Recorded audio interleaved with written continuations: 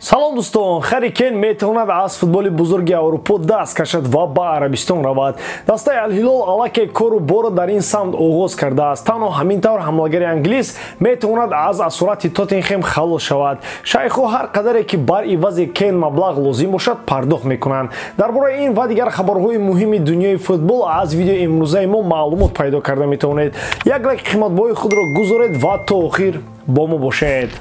Дӯстон, футболи бошгоҳӣ ба наздикӣ бармегардад, аммо айни замон моро бозиҳои рафиқона интизор аст. Ал-Насри Роналдо қувваи худро бо ПСЖ месанҷад, ки дастаи Парижӣ Мбапперо аз дар берун кард. Бавария мехоҳад қасдии худро аз Манчестер Сити бигирад баъди мағлубият дар Лигаи Чемпионҳо. Чӣ гуна сюрпризҳо моро дастҳо тайёр карданд. Тамошои рақобатҳоро бо сарпарасти видеои мо ширкати 1x бозам ҷолибтар гардонед. Дар он ҷо регистратсияи осон, пур кардани маблағ аз тамоми гӯшаву канори дунё, вале аз ҳам муҳим, бонус то ҳаҷми $100 дар аввалин пардохт бо промокоди AMG 0777 ссилкаи бозӣ дар комментарияи ин видео. Тибқи хабарҳои охир, клуби Ал-Ҳилол бо як миёнарав масъалаи трансфери Кейнро муҳокима кардааст. Аз миёнарав талаб карда мешавад то андешаи Кейнро дар мавриди ин нақшаи Ал-Ҳилол бифаҳмад ва вобаста ба қудрату тавон кӯшиш намояд майли ҳамлагари Тоттенхемро ба тарафи Арабистон барад. Ва аммо бо эҳтимоли бузург рафтан ба мамлоики араб айни замон дар нақшаҳои Кейн нест. Шартномаи Харри Кейн бо Тоттенхем пас аз 14 моҳ ба анҷом мерасад. Тибқи хабарҳои охир, то тамом шудани қарордод Кейнро иҷозаи рафтан аз Лондон нахоҳад дод. Чунин бозингари сатҳи баланд ба дилхоҳ даста лозим аст. Таваҷҷӯҳи Баварияро ба ин бозингар шумо хуб медонед. Гуфтушунидҳои ду ҷониб то рафт ҷиддӣ шуда истоданд. Хабарҳои охирин дар ин маврид мегӯянд, ин футболбоз мехоҳад дастаи Тоттенхемро тарк намояд ва тими нави ӯ метавонад маъз Ал-Ҳилол шавад, вале ин аз эҳтимол хеле дур аст. мулкдори Тоттенхем Даниэл Леви нақшаи фурӯхтани Кейнро то тамом шудани муҳлати шартномааш надорад. Қарордоди кунунии бозингари англис тобистони соли 2024 ба анҷом мерасад, яъне ӯ бояд боз як мавсими дигар дар Тоттенхем бозӣ кунад. Гуфта мешавад, ки агар ҳамин тобистон Бавария Кейнро гирифта натавонад, пас диққат ба ӯ гум мешавад ва имконияти Ал-Ҳилолро барои ҷалб кардани Кейн бештар мекунад. То тамом шудани шартнома Кейн 30 сола мешавад. Дар ин сину сол мюнхениҳо намехоҳанд ин футболбозро ба сафи худ ҷалб намоянд. Нарасидани таҷрибаи бозӣ берун аз Англия ба Кейн ягон таъсири бад дар Арабистон намерасонад. Он ҷо ӯ яке аз беҳтаринҳо хоҳад буд. Ин футболбоз дар доғ аст то ҳарчи зудтар аз Тоттенхем рафта ҷоизаро дар дастҳои дигар соҳиб шавад. Ва аммо ин маънои онро надорад, ки Кейн барои ҷоиза шуда Аврупоро монад. Ин тавр бошад, ба истиқлол ҳам биёяд, ҳар сол қаҳрамони насиби ӯст. Улфрид Заҳар расман бозингари дастаи Галатасараи Туркия шуд. Ӯ ният дошт, ки аз дастаи Кристал Пелас рафта карьерашро дар клубҳои дигар идома диҳад. Қарордоди ӯ ҳамин тобистон ба анҷом расид ва Заҳар бо Кристал Пелас шартномаи навро имзо накард. Шартҳои беҳтари қарордоди нав ҳам Заҳарро ҳавасманд карда наметавонистанд. ӯ ҳам метавонист ба Арабистон равад. Дастаи Ал-Насри Роналдо ба бозингари ивуарӣ дар як ҳафта 600 000 фунт маош ваъда кард. ӯ аз гузариш ба пеши Роналдо даст кашид. ӯ мехост дар Аврупо карьерашро идома диҳад. Метавон гуфт, ки футболбози 30 сола ба мақсади худ расид. Ҳамзамон дастҳои Челси ва Арсенал ба бозиҳои футболбози хатти ҳамла бо диққат назар мекарданд. Гуфта мешуд, ки баъд аз анҷоми мавсими ҷорӣ Заҳар дар Лондон монад, вале дар дастаи топи пойтахт бозӣ кунад. ӯ дар қарори худ устувор буд ва аз ҳамаи пешниҳодҳои нави Кристал Пелас рӯй мегардонд. Замони Заҳар дар Манчестер Юнайтед буду ба ӯ ояндаи дурахшон дар ин даста пешгӯӣ мешуд. Дар замони Давид Моес мусибати ӯ бо сармураббӣ хеле бад шуд. Баъди он ба Кристал Пелас пайваст ва ба давоми чандин сол ин бозингари африқоӣ яке аз дурахшонтарин бозингари Премер Лига буд.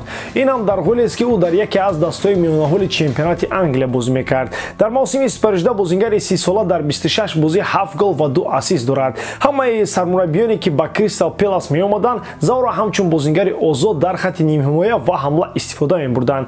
ӯ дорои техникаи олӣ буда дар контрҳамлаҳо нақши муҳимтарин дорад. 9 мавсими охирро ин футболбоз дар сафи дастаи Кристал Пелас гузаронид. роҳбарияти дастаи ПСЖ аз Килиан Мбаппе талаб доранд, ки ба дастаҳои дигар таваҷҷӯҳ кунад. Дар олам танҳо Реал Мадрид нест, аммо Килиан Мбаппе танҳо дар дастаи шоҳона бозӣ кардан мехоҳад ва дигар вариантҳои алтернативиро ҳатто назар намекунад. ин ҳам дар ҳоле, ки баъд аз ба фурӯш бароварда шудани Мбаппе аллакай чанд даста ба ПСЖ дархостҳои худро барои харидории ин футболбоз равон карданд. Аз Арабистон ҳам Килиан хостгор пайдо кард ва онҳоро роҳбарияти дастаи Париж ҳам хуш карданд. Чӣ гуна ки Фабрицио Романо менависад, дастаи Ал-Ҳилол барои Мбаппе дар ҳаҷми 300 миллион евро пешниҳод кардааст. Ин маблағ дар таърихи футбол рекордӣ аст, аммо гап сари ин ки футболбоз дар айни шукуфоӣ мехоҳад Аврупоро тарк кунад. Мбаппе баъд аз заҳди Месси ва Роналдо аввалин номзад барои гирифтани тӯбҳои тиллоӣ бешумор ба ҳисоб меравад ва дар гумон аст ба Осиё рафта ӯ боз ҳам ин имкониятро дошта бошад. Аслан Мбаппе ба клубҳои дигар таваҷҷӯҳ кунад, ин ба ПСЖ ҳам фоида меорад. мағзи масъала он аст ки дастҳои ғайр аз Реал бар замми маблағи гузариш бо футболбозони худро ҳам ба ПСЖ пешниҳод мекунанд. бархе аз дастҳое ҳастанд ки ба мисли Ман-Сити, ПСЖ ва Реал Мадрид қудрати бузурги молиявӣ надоранд. онҳо дар болои пули пешниҳод кардаашон омодаанд боз футболбози худро ба ПСЖ бидиҳанд. Реал бошад пулро дангал медиҳад ва Мбапперо мегирад. дастҳои дигар гуфтанд инҷо ҳатто Арсенал ва Ливерпулро дар назар дорем. ҳатто гуфта мешавад ки Ливерпул оҳиста оҳиста дар ин масъала фаъол шуда истодааст. Реал Мадрид бошад пулро омодааст то Мбапперо ба даст орад. мадридиҳо як ишора аз тарафи ПСЖ ва Мбапперо интизоранд. Аль-Ҳилол бошад аз он маблағе ки ПСЖ мехоҳад 2 баробар зиёд пешниҳод кардааст. интизор мешавем ки давоми сериал бо чӣ анҷом меёбад.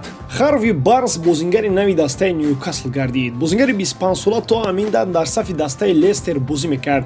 ӯ дастпарвари Лестер буда дар ҳаёти ин тим наздики 200 бозӣ гузаронд. пас аз он ки Лестер рохати премер-лигаи Англияро аз даст дод, бозингарони асосии ин тим ғайр аз Варди яке паси дигари тарки даста мекунанд. Тилеманс ба Астон Вилла, Медисон ба Тоттенхем ва акнун Барнс ба Ньюкасл. дастаи дорои роҳбарони арра ба Лестер 38 миллионро пардохт кард. Харви Барнс аз канори чап дар хати ҳамла ва нимҳимоя бозӣ мекунад. ин бозингар дар мавсими гузашта ки барои Лестер хеле бад анҷом ёфт, яке аз беҳтаринҳо буд. ӯ дар задани голҳо ҳам нақши муҳим дорад ва метавонад аз канор ба марказ ҳаракат карда зарбаи ҳалкунанда занад. дар навбати худ аз Ньюкасл Алан Сен-Максимен бо эҳтимоли зиёд ба Арабистон ба клуби Ал-Аҳлӣ меравад. барои ӯ Ньюкасл 40 миллион евро ба даст хоҳад овард. Хаври Барнс дар Лестер дар 187 бозӣ 45 гол зада 32 ассист кардааст. ӯ дар сафи рӯбоҳон ҷом ва суперҷоми Англияро ба даст овардааст. худи Барнс ҳам ҳавасманд буд то ба дастаи Ньюкасл гузариш кунад. ин тим дар мавсими навбатӣ дар Лигаи Чемпионҳо иштирок мекунад. ба ҳамин тамом боридан ки эҷодкории ман ба шумо писанд меояд, лайк, комментария ва дар канал обуна шуданро аз ёд набароред. бо шумо мисли ҳар вақта Муҳаммад Гайруф. хай бародарон, дар паноҳи Аллоҳ.